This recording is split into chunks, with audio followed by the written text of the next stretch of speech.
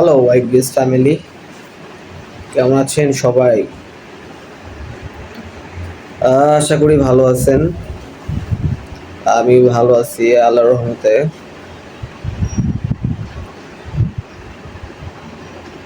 তো আইবিএস এর পেশেন্ট কে কেমন আছেন? উম,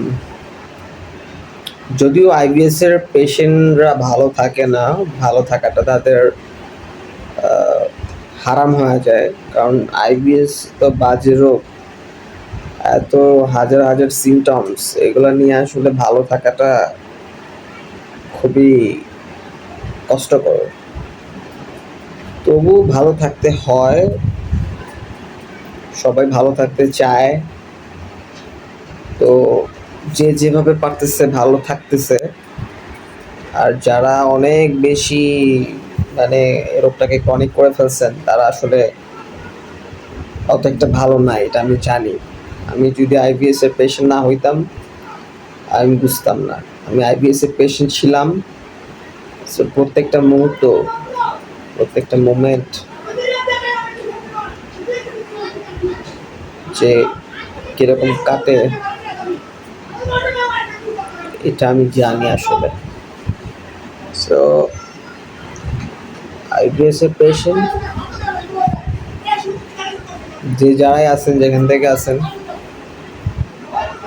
আমি একটা কথা বলতে চাই যে আইবিএস ভালো হয়। এতবার বলি যে এই রোগটা ভালো হয়, ভালো হয়, কারণ হচ্ছে যে আপনার আইবিএসটা হইছে কেন? আপনি আপনি আনহেলদি লাইফস্টাইল মেনটেন করছেন। আপনার আপনি হয়তো আহ, প্রচুর স্ট্রেসে ছিলেন, প্রচুর ডিপ্রেশনের মধ্যে ছিলেন। আপনার মনে করেন প্রচুর অ্যাংজাইটি ছিল। সোজা কথা যেটা, যে আপনার মানসিক একটা স্ট্রেস ছিল, আপনার মধ্যে একটা ফোবিয়া ছিল, ভয় ছিল, আননোন ফিয়ার যেটাকে বলে আর কি। এটা ছিল আপনার মধ্যে, আপনি যতই করেন এটা আপনার মধ্যে ছিল। আপনি ছোটোখাটো বিষয় নিয়ে খুবই আহ, ঘাবড়ায় যান। হ্যাঁ, এটা হচ্ছে ঘাবড়ায় যাওয়া। আবার হচ্ছে আপনি রাতে ঠিকমতো ঘুমান নাই, আপনার স্লিপ ডিস্টারবেন্স ছিল, আপনি রাতে কম ঘুমাইছেন, অথবা আপনি প্রচুর পরিমাণ মাস্টারবেট করছেন আপনার লাইফে। হ্যাঁ, এই কারণে হচ্ছে আপনার আইবিএস হয়েছে। মোট কথা যেটা, যে আপনার যে বাওয়েল মুভমেন্ট, আপনার ইন্টেস্টাইন, এই ইন্টেস্টাইনের মধ্যে আপনি যখন মানসিক চাপে থাকেন, অনেক বেশি স্ট্রেস নেন, তখন হয় কি, হয় আপনার ইন্টেস্টাইনের যে বাওয়েল ফ্রিকোয়েন্সি, এটা হয় সংকুচিত হয়, হয় হচ্ছে নয় হচ্ছে প্রসারিত হয়।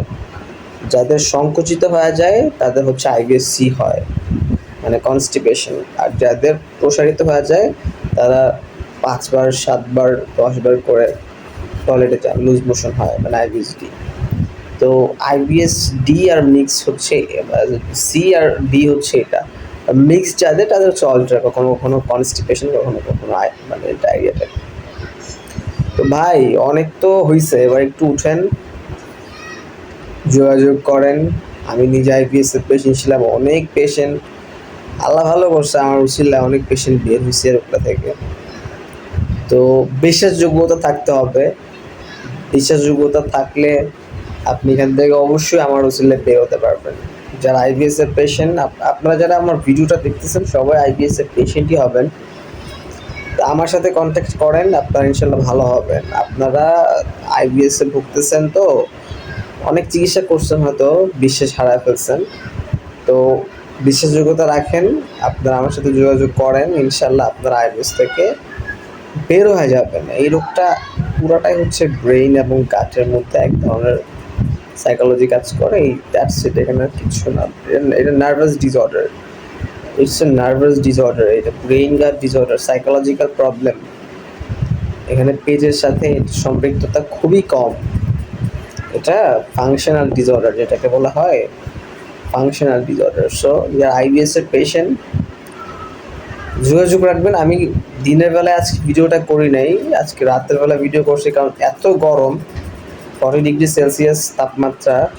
তো সকালবেলা আসলে ভিডিও করার মতন মুড থাকে না। তো আজকে সন্ধ্যার পর এখন একটু ঠান্ডা ঠান্ডা লাগতেছে, হয়তো বৃষ্টি আসবে, তো ভিডিওটা করতেছি। তো দিন হোক রাত হোক যখনই হোক ভিডিওটা আপনারা দেখবেন। আর হয়তো ভিডিওর রেজুলেশনও খুব ভালো না, কিন্তু আমি যেগুলো বলতেছি এগুলোই সত্যি কথা, ইউনিভার্সাল ট্রুথ। আপনি মিলিয়ে দেখবেন।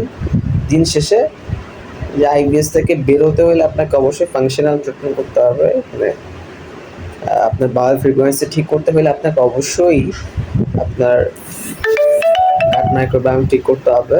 আপনার পর্যাপ্ত পরিমাণ হচ্ছে স্ট্রেসফুল লাইফ লিড করা যাবে না, এটা থেকে বের হতে হবে, এটাকে গিভ আপ করতে হবে।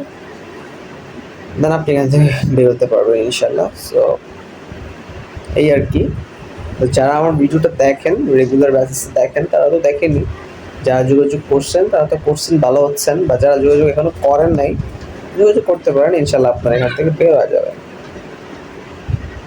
সো এই আর কি শর্টকাট ইনফরমেশন। আইবিএসটা আরেকটা কথা হচ্ছে, আপনার কোনো টেস্টে কিন্তু কিছু ধরা পড়বে না। আপনি অ্যান্ডোস্কোপি থেকে এমআরআই পর্যন্ত যত টেস্ট আছে, ইসিজি অনেকেই হচ্ছে থাইরয়েড টেস্ট, যত টেস্ট করেন আপনার সব টেস্ট নর্মাল থাকবে। এটাই হচ্ছে আইবিএস, যে কোনো কিছু ধরা পড়বে না। এটা হচ্ছে ইরিটেবল বাউল সিনড্রোম, এটা just syndrome. It's just syndrome, এটা কোনো রোগ নাই কিন্তু, জাস্ট সিনড্রোম। সিনড্রোমটা হয় কেন? আপনার ব্রেইনে কিছু প্রবলেম হয়েছে, আপনার সাইকোলজিক্যাল কিছু, আপনি ভয় পাওয়া যান, আপনি ঘাবড়ায় যান, ছোটোখাটো বিষয় নিয়ে আপনি ইয়েতে ভুগেন, এই জন্য আপনার আইবিএস হয়েছে। এটাকে সলভ করেন, ইনশাল্লাহ আইবিএস ভালো হয়ে যাবে। যারা আইবিএস এর পেশেন্ট যোগাযোগ রাখবেন, যোগাযোগ করবেন, ইনশাল্লাহ আপনার এখান থেকে বের হয়ে যাবে। তো আর কথা বাড়াবো না, আজকে আবার অন্য একটা ভিডিওতে কথা বলবো। আজকের জন্য এই পর্যন্তই। Thanks for watching. That's all for today. ধন্যবাদ সবাইকে।